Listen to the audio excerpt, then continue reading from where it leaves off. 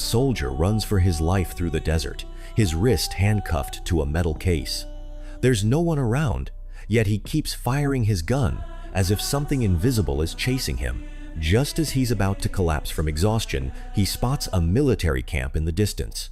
After he's rescued, his commanding officer demands to know what happened, and the soldier tells him the entire horrifying story. 10 days earlier, a French military plane crashes deep in the Algerian desert. On board is a metal case containing important documents, so the military immediately sends a squad to the crash site. Gordon is assigned to document the entire mission. According to the map, they're only 50 kilometers from their destination.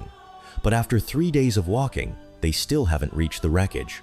With food and water running low, several soldiers suggest turning back. The captain refuses. As far as he's concerned, no one is going anywhere until the mission is complete. The squad has no choice but to remain in the desert, and that night, Gordon has a strange dream. A boy he's never seen before stands alone in the desert and gives him a serious warning. Before Gordon can understand what he means, a violent explosion erupts in front of him, jolting him awake. Everything around him seems normal, so Gordon assumes he's simply exhausted and doesn't give the dream another thought. The next day, the squad finally finds the wreckage. The entire flight crew is dead, but the metal case and the documents inside are still intact. All they have to do is bring the case back to base, and the mission will be over. After burying the dead, the soldiers prepare to document the scene. Suddenly, gunfire erupts in the distance, and one of them is shot. The attackers have the higher ground, forcing the squad to retreat while returning fire. They manage to break out of the ambush, but they also lose contact with the base. The attackers are desert raiders trying to steal their weapons and supplies. Since the captain doesn't know the terrain, he leads the squad deeper into the desert. The raiders are about to follow when a sandstorm suddenly appears ahead. The raiders seem terrified of that part of the desert. As soon as the soldiers enter the storm, they immediately abandon the chase. Gordon and the others have nowhere else to go, so they push forward through the blowing sand. The storm shows no sign of letting up. To conserve their strength, the captain orders everyone to stop and rest. In the middle of the night, Gordon wakes up parched. That's when he sees a creature, half human and half ghost, crouching beside Jack. Gordon reaches for his gun, but the creature vanishes into thin air. A second later, Jack opens his eyes.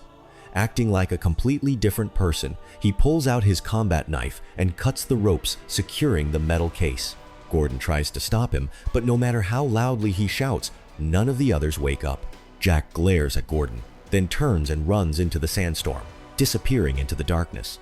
Gordon eventually manages to wake the others, but his story sounds so bizarre that no one knows whether to believe him.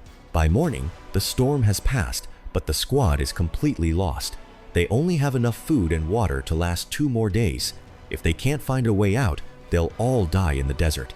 Just when things seem hopeless, a boy appears in the distance. Gordon immediately recognizes him as the same child from his dream. The boy doesn't explain who he is. He simply signals for them to follow. 2 hours later, the squad arrives at an ancient village.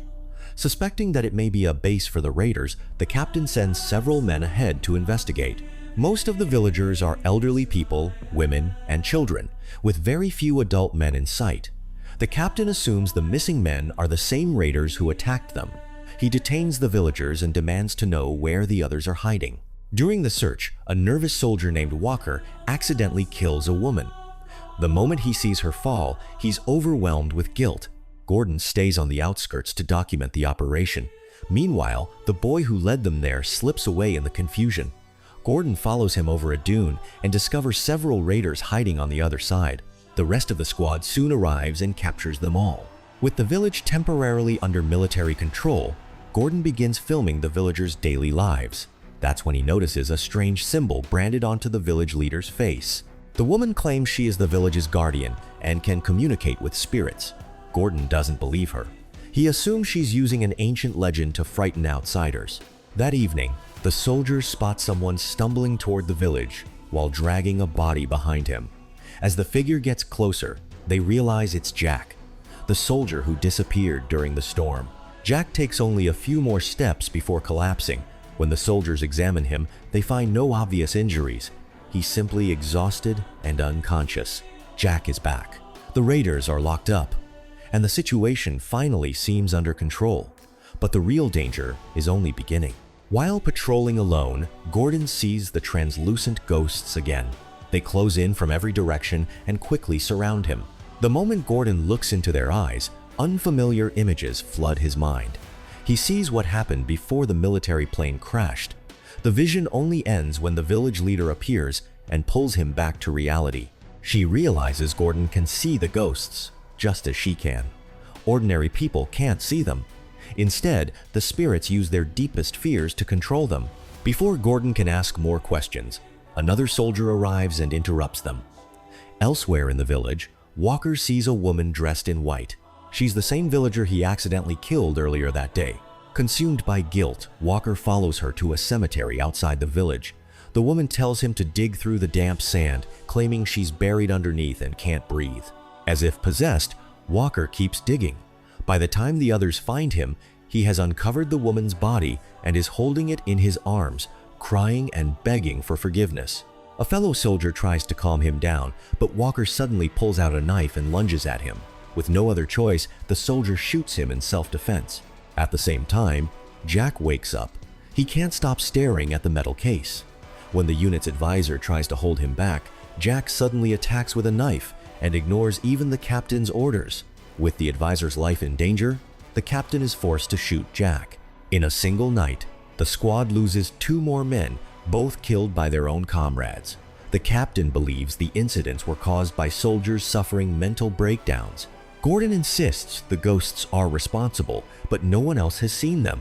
His teammates are starting to think he's losing his mind too.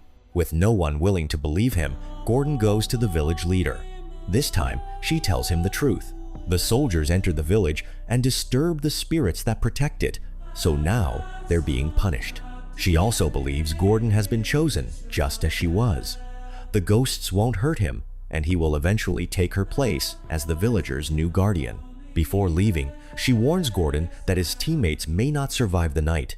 He's the only one who still has a chance to save them. Gordon thinks the whole story is becoming more ridiculous by the minute. But shortly after midnight, something strange happens again. Ali, who has been assigned to guard the bodies, notices that the wind has lifted the white sheet covering them. He brings over some stones to hold down the 4 corners. As soon as he finishes and turns around, he sees another body lying nearby. Thinking he must have missed it, Ali drags the body over and places it with the others. But when he counts again, he realizes there were only 6 bodies before. Now there are 7.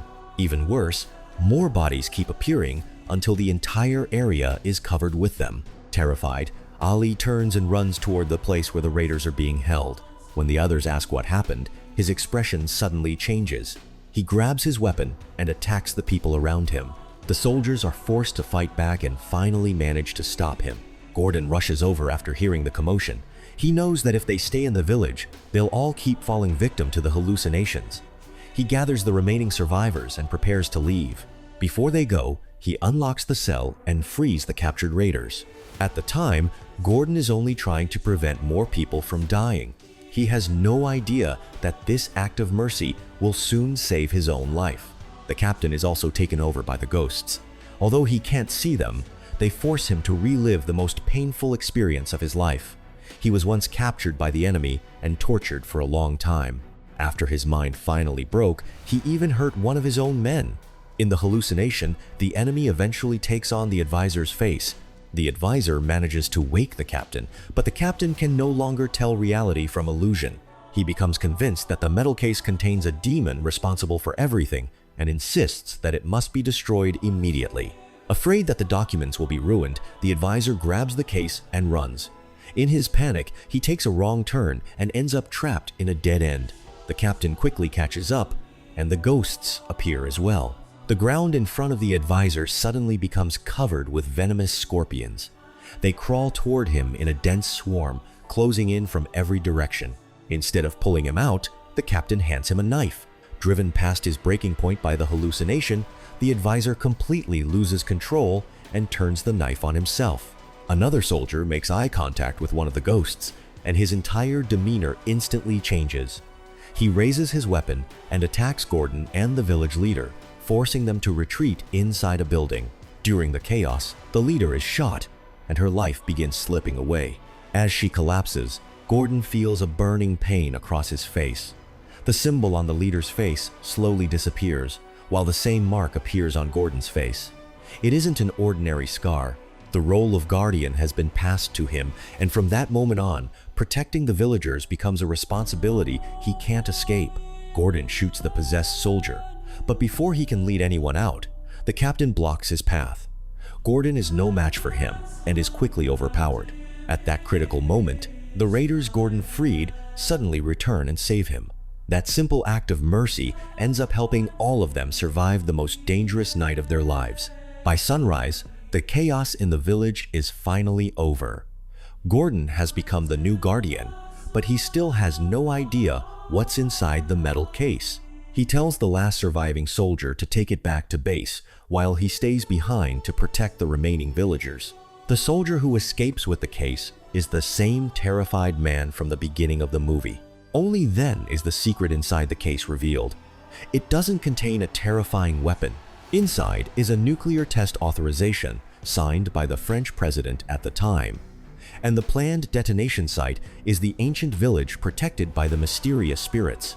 The unexplained plane crash, the squad repeatedly losing its way, and the ghosts attacking anyone searching for the documents all seem to serve the same purpose, stopping the nuclear test before it destroys the village. But once human beings set a decision like this in motion, even supernatural forces may not be able to change the outcome. At the end of the movie, Gordon, now the village's new leader, guides the villagers away from their home in search of somewhere else to live. They haven't gone far when a blinding white light fills the desert behind them. A massive mushroom cloud rises into the sky, and the ancient village disappears in the explosion. People always believe they're in control of the powerful forces they create, but they rarely stop to wonder who will pay the price once those forces spiral out of control. Perhaps that is the concern the director is trying to express.